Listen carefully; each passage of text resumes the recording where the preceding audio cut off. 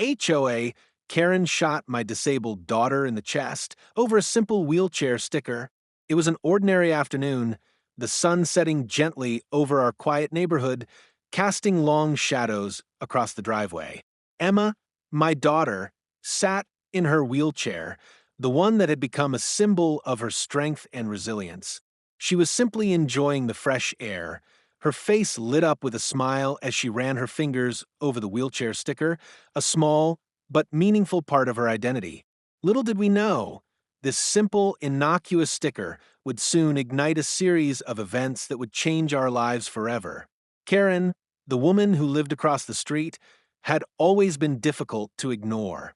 She was the type to nitpick over the smallest details, always ready with a complaint about the neighborhood, the neighbors, or anything that disrupted her idea of perfection. But we never imagined that something as trivial as a sticker on a disabled child's wheelchair would set her off. The tension started building as she walked toward us. Her eyes narrowed with disapproval. At first, it seemed like just another one of her petty complaints, nothing we couldn't handle. But then, her voice cracked with something more dangerous than irritation: anger. She started yelling, accusing Emma of trespassing on her driveway, a place my daughter hadn't even stepped foot on. I tried to defuse the situation, but Karen wouldn't listen. In that moment, I felt my heart racing, a mix of disbelief and fear settling in my chest. I had never seen her like this before. There was something in her eyes, something that hinted at a deeper, more sinister rage. I could feel the air grow thick with tension as the seconds dragged on. Then, without warning, I heard a sharp crack, the unmistakable sound of a gunshot. My heart stopped. Emma collapsed, her body jerking as the bullet struck her chest. The world seemed to shatter in that instant. She hadn't done anything wrong. She had merely been sitting in her wheelchair, trying to enjoy a moment of peace. And yet, here we were, facing an unimaginable horror. All because of a simple misunderstanding about a sticker on a wheelchair. I ran to her side, panic flooding my veins. But the damage was done. In the blink of an eye, a quiet afternoon had turned into a nightmare. What had Karen done? And why? This was no longer just a story about a neighborhood dispute. It was something far more sinister. It was a calm, suburban neighborhood, one of those places where everyone knows everyone else. Our street was lined with perfectly manicured lawns, well-kept houses, and the kind of tranquility that only small towns can offer. But beneath the surface of this picture-perfect environment, there were always those few people whose personal issues spilled out into the open, causing ripples of tension. Karen, the woman who lived across the street, was one of those people. I had known Karen for years, ever since we moved into the neighborhood. At first, she seemed like any other neighbor, always friendly, polite, if a little opinionated. But as time went on, I began to notice her peculiarities.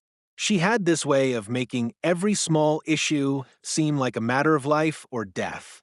If someone parked too close to her driveway, or if the wind blew a few leaves onto her yard, she'd storm over with complaints and demands for action. No one in the neighborhood was immune to her judgments, but I never imagined that she would direct her anger at my daughter Emma. Emma, my precious girl, was born with cerebral palsy. She had never walked, never run, never danced like other children. But she had never let that define her. Emma's strength lay not in the things she couldn't do, but in the things she could. She had a smile that could light up the darkest of rooms, and her determination was unmatched. Despite being confined to a wheelchair, Emma refused to let her disability define her. Her wheelchair wasn't just a chair, it was her companion, her gateway to independence. And she wore it proudly, decorating it with stickers that represented her personality, her beliefs, and her right to live freely. That wheelchair sticker, just a small, colorful decal that read, "I am disabled, not invisible," had become Emma's trademark. It wasn't just a decoration, it was her way of asserting herself in a world that often overlooked people like her. It was a statement of who she was and what she stood for. And yet, it was this very sticker that would ignite the chain of events that would forever change our lives. The day that Karen confronted Emma was like any other. I had just finished my work for the day, and decided to sit outside with Emma to enjoy the last few hours of daylight. It was peaceful, serene, the kind of evening that made you appreciate the simple things. Emma sat in her wheelchair, her eyes closed as she tilted her face toward the setting sun. I watched her, feeling a sense of pride swell in my chest. My daughter was strong and nothing could break her.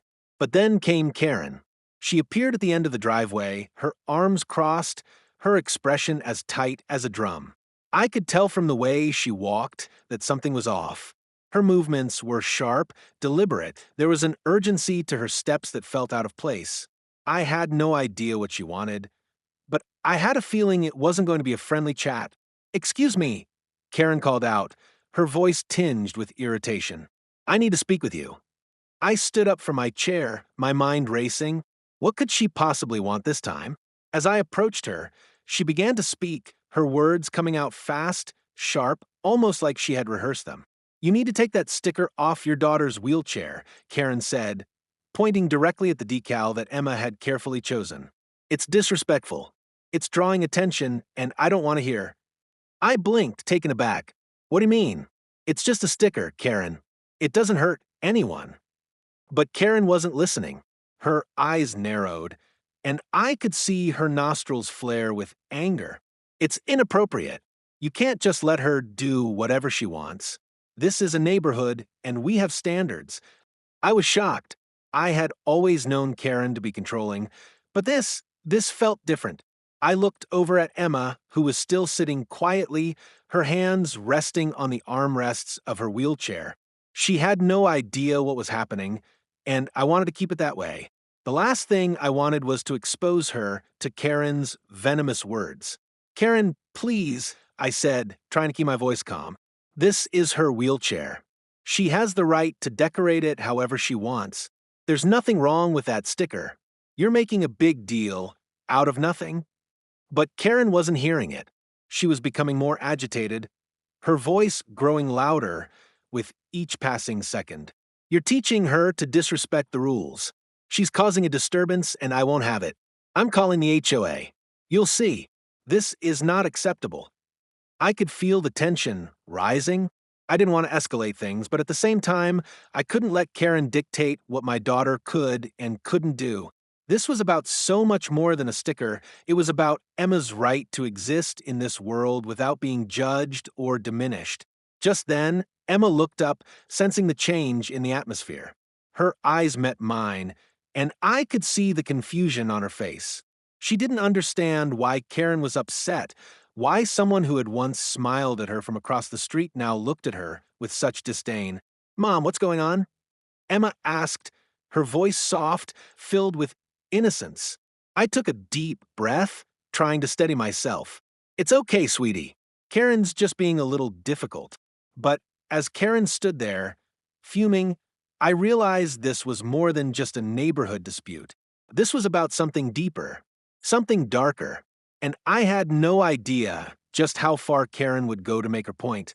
The tension that had started with a simple confrontation over a sticker soon began to spiral out of control. At first, I thought Karen would calm down once she realized I wasn't going to take the sticker off Emma's wheelchair. But she didn't. Instead, she became more relentless, more demanding. Each time we tried to walk away or end the conversation, Karen pushed harder, her voice rising with each passing moment. "I'm serious," she snapped. "If you don't remove that sticker, I'll take this to the HOA. They'll make you remove it. They'll make sure you know your place in this neighborhood." I stood there, frozen for a moment. The HOA? I knew the Homeowners Association had certain rules, but they were mostly about keeping the lawns tidy and ensuring the fences were in good condition. Never did I imagine that a small sticker on a wheelchair could spark such fury. But Karen's words weren't just about the HOA. There was something personal in the way she said it, something that spoke to deeper issues she had with both Emma and me. What started as a complaint about a sticker had now turned into an all-out battle over control, power, and perception. And the worst part was that I didn't understand why. I glanced at Emma, who seemed visibly uncomfortable now, shifting uncomfortably in her chair. She had always been sensitive to conflict, But this situation was beyond her comprehension. How could anyone get so upset over a harmless sticker? The confusion in her eyes only made my frustration grow. Mom, why does she want us to take it off? Emma asked, her voice small.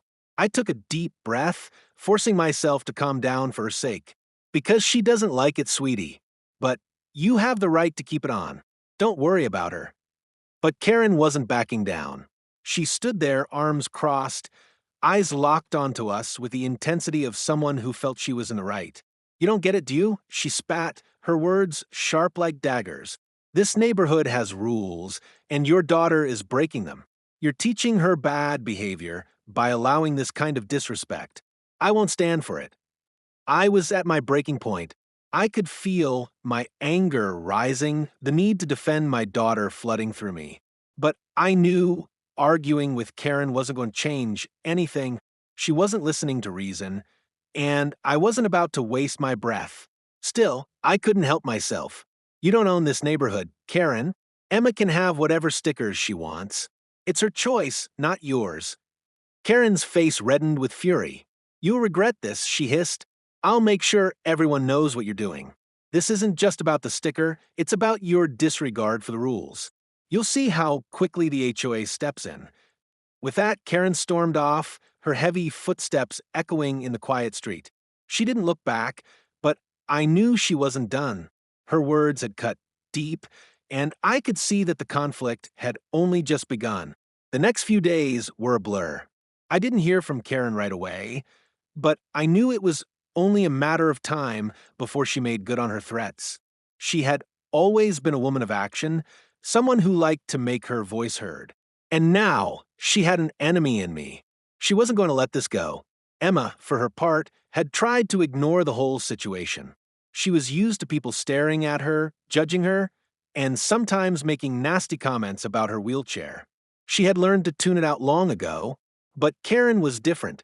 Karen's hostility was personal, and it was hard for Emma to shake off the hurt. One evening, just as the sun began to set and the neighborhood grew quieter, I saw Karen standing at the end of my driveway, her cell phone in hand. She was talking animatedly to someone, her face a mask of fury. I had no doubt she was reporting us to the HOA.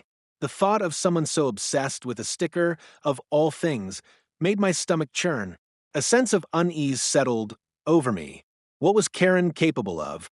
I had no way of knowing, but I couldn't shake the feeling that this wasn't going to end with a simple letter from the HOA. There was something more to this, something deeper, and I was afraid of what might come next. The following day, I received a letter in the mail from the HOA. It was exactly as I had feared. They had received multiple complaints about Emma's wheelchair sticker, with accusations of it being disruptive and inappropriate for the neighborhood. The letter was polite, but it was clear that the HOA was siding with Karen. They demanded that the sticker be removed immediately and threatened further action if we failed to comply. I couldn't believe what I was reading. How had a simple sticker turned into such a serious issue? It was maddening, but more than that, it was heartbreaking. I wasn't sure how to respond. Should I take the sticker off just to avoid further conflict? Should I fight back and risk alienating myself from the entire neighborhood? But as I looked at Emma, sitting quietly in her wheelchair, I knew what I had to do. This wasn't just about a sticker, it was about her right to express herself, her right to exist freely in a world that didn't always make space for her. I wasn't going to let Karen or anyone else take that away. I sat down with Emma that night and explained what had happened. She was quiet for a long moment, her eyes downcast. When she finally spoke, her voice was barely above a whisper. Do I have to take it off, Mom? I felt a lump form in my throat. How could I explain to her that something so simple, something so personal to her, had become a battleground? No, Emma, you don't have to take it off. It's yours. No one can take away who you are. But as I said the words, I felt the weight of the situation settle over me. I had no idea how far Karen was willing to go or what she was capable of. But one thing was certain, this wasn't going to end quietly. It wasn't long before things took a sharp turn. The next day, I was sitting in the kitchen trying to make sense of the HOA letter when I heard the sound of footsteps approaching our front door.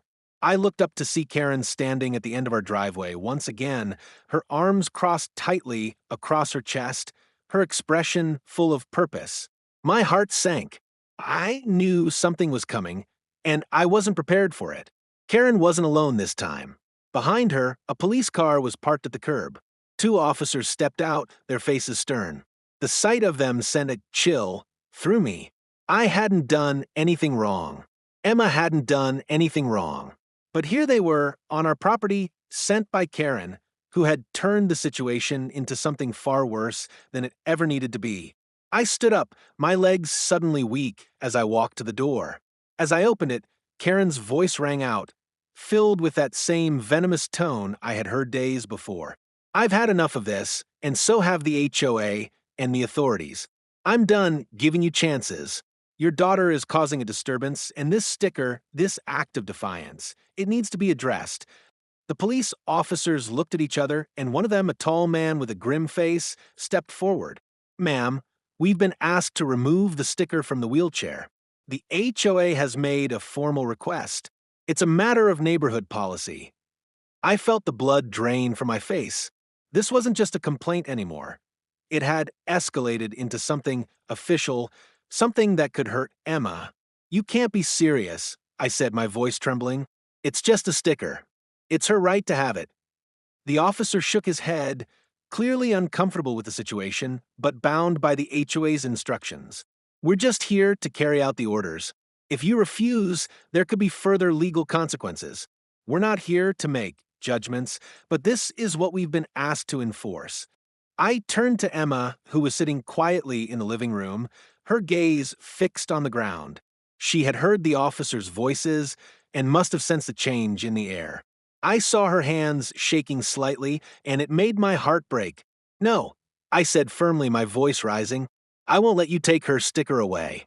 This is her expression, her identity. No one has the right to take that from her." Karen stepped forward, a smug look on her face. "Then I guess we'll see you in court. I'm done negotiating." The officers hesitated for a moment, but then, as if following an unspoken cue, they turned and walked back to their patrol car.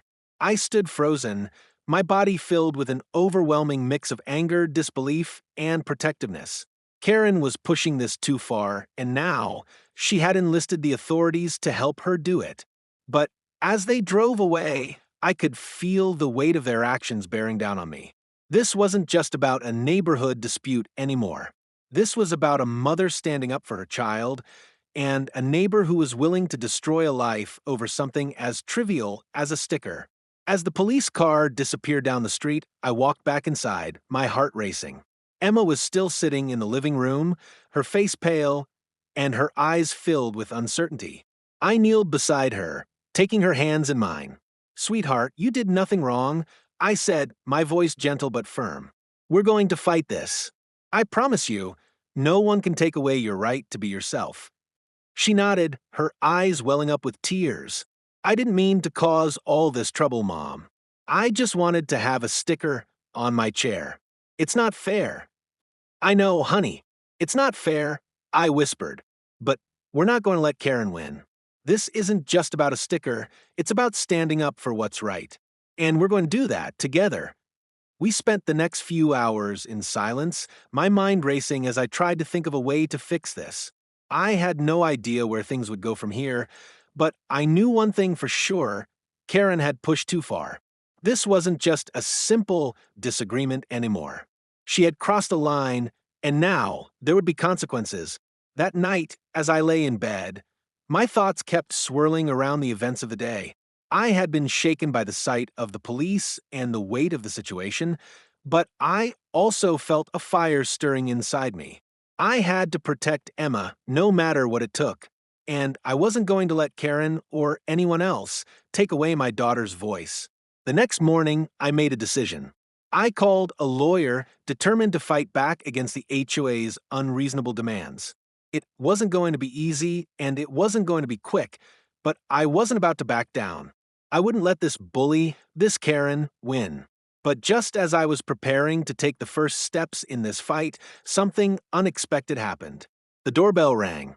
I opened the door to find two more police officers standing there, their faces somber. One of them handed me a piece of paper. "This is a formal complaint, ma'am," he said. "The HOA has issued a formal request to have your daughter's wheelchair impounded, pending the outcome of the legal dispute." I felt a surge of anger rise within me, but I managed to keep my voice steady. "You're telling me they're taking her wheelchair?" The officer nodded. "Until further notice, yes." The world around me seemed to slow as I took in the words. It felt like a bad dream, an impossible nightmare that I couldn't escape from. How had it come to this? How had we gone from a simple disagreement to this? And what would happen next? The officers left, and I stood there, paralyzed by the weight of it all. Emma had been targeted, and now they were trying to take away her mobility, her independence. I had fought so hard for her to be seen as more than just her wheelchair, but now it seemed like that very thing was the cause of all this pain. In that moment, I knew something had to change. I wasn't just fighting for a sticker anymore. I was fighting for my daughter's future, and I was willing to go to war to make sure she didn't lose it. The weight of what was happening settled over me like a suffocating blanket. Emma's wheelchair, the one that had given her mobility, freedom, and independence, was now at the center of an ugly battle. How had it all escalated so quickly? The once quiet neighborhood, where we had always felt safe, had turned into a war zone, with Karen at the center, pulling every string to make our lives a living hell. The legal paperwork had arrived with the officers, and now the HOA was pushing forward with their demands. They wanted Emma's wheelchair impounded until the dispute was settled in court. I couldn't believe it. It felt like they were treating her like a criminal over something as innocent as a sticker. The thought of losing her wheelchair, the one thing that gave her the ability to move, made my stomach churn. That night, I stayed up late, researching everything I could about the HOA's legal reach, consulting with the lawyer I had hired, and trying to figure out my next steps. The lawyer reassured me that we had a strong case, but I knew the fight wasn't going to be easy. The HOA was well-connected, and they weren't going to back down without a fight. Emma sat beside me, her face pale, her hands clenched in her lap. She had never been the type to show fear, but I could see it in her eyes now. She had always fought for her place in the world, but this was different. This wasn't just a small battle. It was a fight for her right to exist freely in her own home, in her own neighborhood. She was scared, and I couldn't blame her. The uncertainty was eating away at both of us. "Mom, why are they doing this?" Emma asked softly, breaking the silence that had hung in the air for what felt like hours. "Why are they taking my wheelchair? It's just a sticker. I didn't hurt anyone." I took a deep breath, swallowing the lump in my throat. "Sweetheart, it's not about the sticker. It's about something much bigger than that. Karen doesn't like that you're different. She doesn't like that you stand out, and she wants to make you feel small." "But I didn't do anything wrong," Emma whispered, her voice trembling. "I know, baby," I said, taking her hand in mine. "You didn't do anything wrong. But we're going to fight this. We're going to make sure that you can be who you are, no matter what anyone says." The next day, I received a call from the lawyer. He had managed to push for an emergency hearing to address the impoundment of Emma's wheelchair. The HOA's actions were deemed excessive, and we had a chance to fight back in court before they could act on their demands. The hearing was set for the following week. It wasn't a guaranteed win, but it was a step in the right direction. We had one shot at this, one chance to make sure Emma's rights were protected. But the reality of the situation hit me hard. The fight for her wheelchair wasn't just about a piece of equipment. It was about her identity, her right to live without fear of being erased. And it was about taking a stand against the kind of cruelty that Karen represented. I spent the next few days preparing for the hearing, gathering evidence, and speaking to witnesses who could testify about Karen's behavior. It was grueling work, but I couldn't let myself give up. Not when so much was at stake. Emma needed me to be strong, to fight for her, just as she had fought her whole life, to be seen as more than just her disability. The night before the hearing, I sat in Emma's room, watching her as she went over her notes for school. She seemed calm, but I could tell her mind was elsewhere. The stress of the situation had taken its toll on both of us, but we were determined to face it together. "Mom," Emma said, quietly breaking the silence, "what if we lose? What if they really take my wheelchair?" I looked at her, my heart heavy with the weight of her question. "We're not going to lose, Emma. I won't let them take it. You're stronger than they realize, and so am I." She nodded, though I could see the uncertainty in her eyes. I wrapped my arms around her, pulling her close. "No matter what happens tomorrow, know that you are loved. You are enough, just the way you are. And I'm proud of you. Always." The next morning, we drove to the courthouse, our hearts racing with anticipation. The courtroom was cold, sterile, and full of tension. As we walked in, I could feel the eyes of the people in the room on us. I could feel Karen's presence, too, as she sat on the other side of the room, her arms crossed tightly across her chest. She was watching us, waiting for us to fail. The hearing began, and the lawyer laid out our case, presenting evidence of Karen's aggressive behavior and the overreach of the HOA's demands. He argued that the sticker was a form of personal expression protected by both law and basic human rights. He spoke about the psychological toll this situation had taken on Emma and how it had been unnecessarily escalated by Karen's obsession with conformity. Karen's lawyer tried to argue that the sticker was a violation of community standards, but their case felt weak. The evidence was stacked against them. The emotional weight of Emma's story resonated with the judge, and slowly, I felt a sense of hope building in me. Maybe we could win this. The judge took the matter under advisement, promising a decision by the end of the day. It was a long wait, but when the decision finally came, it was in our favor. The judge ruled that the HOA's actions were unlawful and that Emma's wheelchair could not be impounded. The sticker was her right to display, and no one, certainly not Karen, could take that from her. I felt a surge of relief and triumph as the judge's gavel came down. It was a small victory, but it was a victory nonetheless. Emma's wheelchair was safe. She was safe.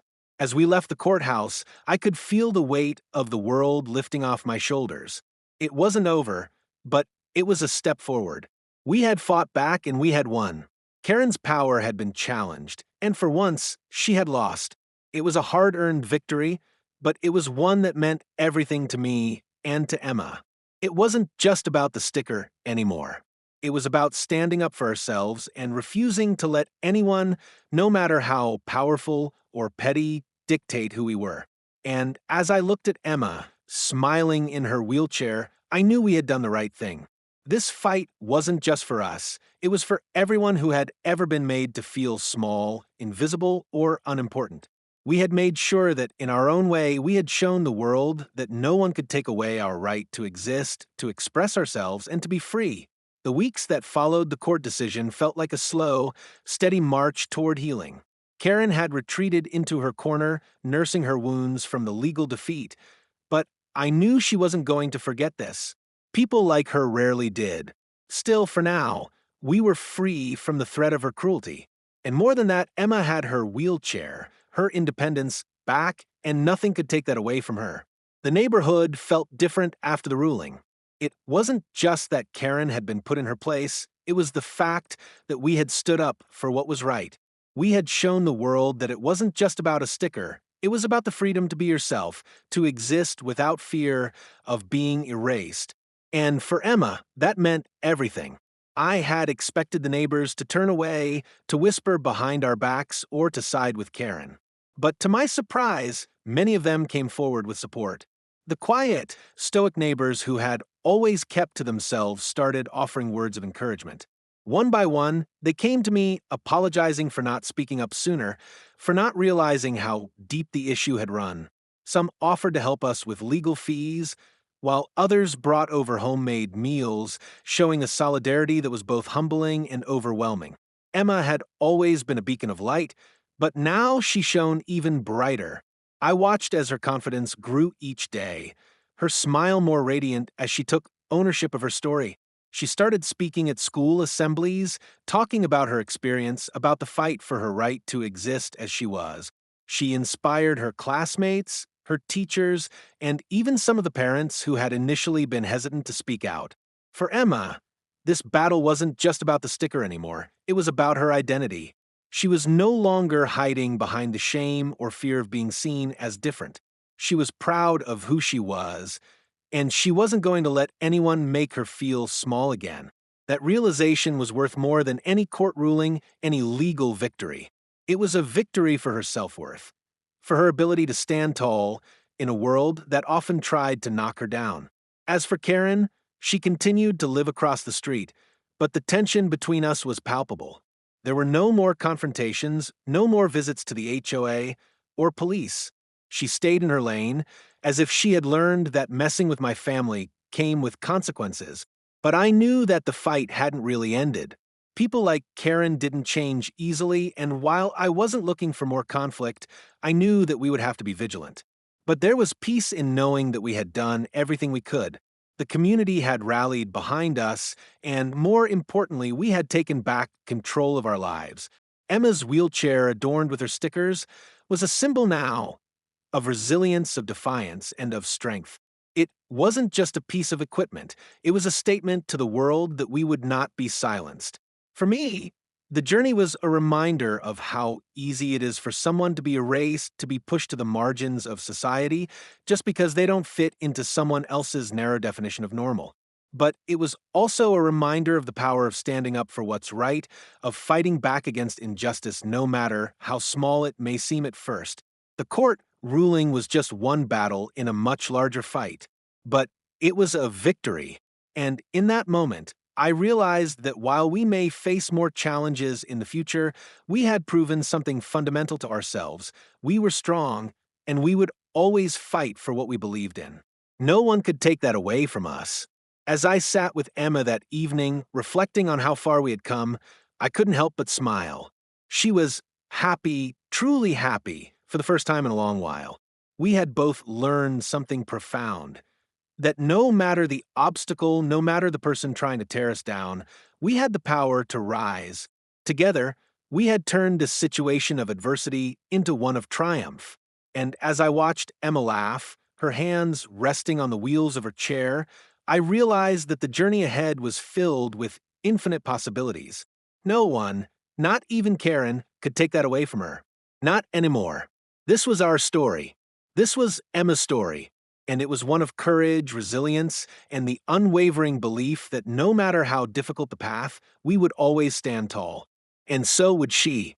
This journey, this fight for Emma's right to exist freely in her own world, is just one chapter in a much larger story. But it's a story that needs to be told not just by us, but by anyone who has ever faced adversity, discrimination, or the desire to silence their voice. Every day, people like Emma fight to be seen, to be heard, and to be treated with respect, no matter what their challenges may be. If you believe in standing up for what's right, if you believe that no one should ever be made to feel invisible or inferior, then I ask you to join us.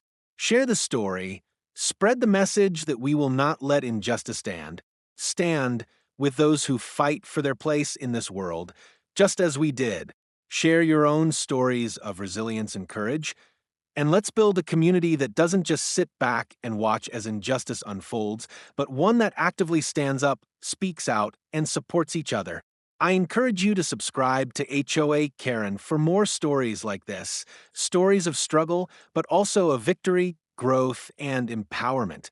Every voice matters, and every story has the potential to make a difference. If we can fight back and win, so can you. We are stronger when we stand together, and together we can create a world where everyone has the right to be themselves. Emma's fight for justice wasn't just her own.